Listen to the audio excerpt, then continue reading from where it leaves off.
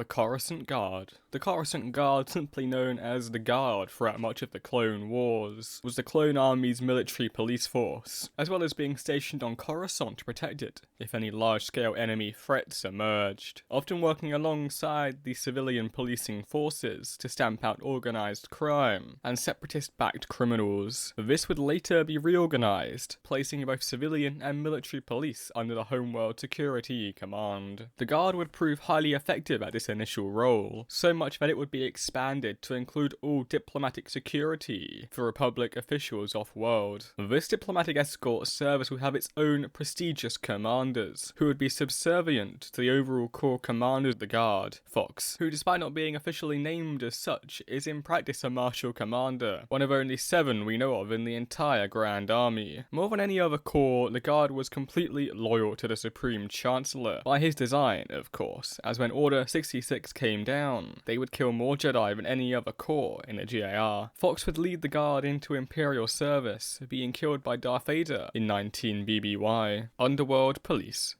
The Underworld Police was a branch of the civilian police forces of Coruscant. Although technically under the command of the CSF, they operated with almost complete independence. As their name suggests, they enforced the law on Coruscant's thousands of subsurface levels. Many of the levels near the surface were as safe as the top, but the further you went down, the more dangerous and lawless it got. For this reason, the Underworld Police were dressed in heavy leather and armour, as well as fully covering their faces to protect them from the dangerous toxins that often infested the lower levels, although even they didn't dare to go too deep. Unlike all the other security forces on Coruscant, the Underworld Police had to act in a selfish manner to protect themselves. This could lead them into conflict with Republic forces, and especially latter Imperial forces, who saw the Underworld Police as an untrustworthy, corrupt and hangers-on of the old Republic regimes. Judicial Forces. The Judicial Forces were remnants of the old Republic military. Following the Coruscant Reformation in 1000 BBY, the military was drastically reduced and reorganised into the Judicial Forces, which kept a few of the old academies and a tiny fleet still operating, as well as some ground units for peacekeeping around the capital. However, as the Clone War suddenly sparked into action in 22 BBY, the Republic needed to quickly create a military organisational structure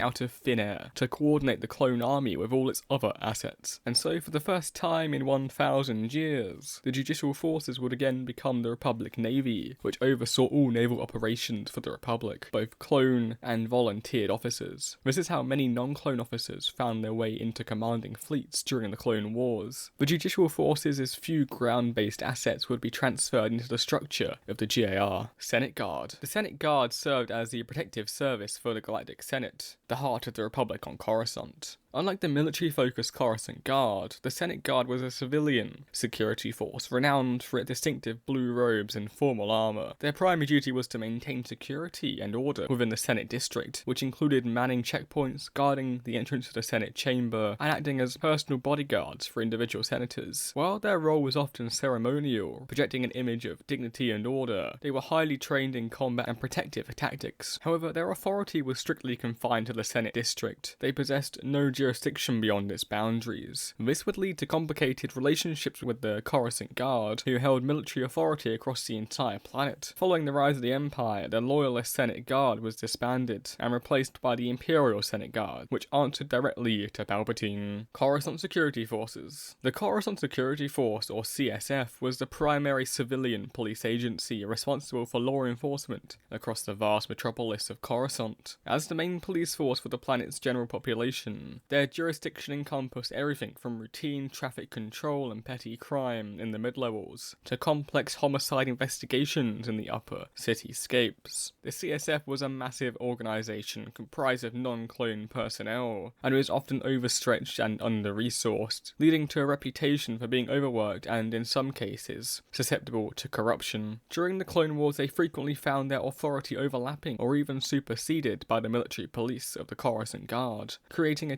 tense and sometimes rivalrous reputation between the civilian officers and the clone troopers. Despite these challenges, the CSF remained the backbone of daily law and order on the capital. Homeworld Security Command. The Homeworld Security Command was a centralized military and government body created to oversee all planetary defense and security operations on Coruscant. Established during the Clone Wars, its primary function was to coordinate the efforts of the various, often competing security forces on the capital, most notably bringing the Coruscant Guard and the civilian Coruscant Security Force under a single, unified command structure. This reorganization was intended to streamline the planet's defense against the separatist threats and internal criminal elements by eliminating jurisdictional disputes and ensuring all agencies followed a coordinated strategy. In practice, however, it served as a crucial instrument of Chancellor Palpatine's consolidation of power, placing the capital's entire security apparatus under his direct executive control.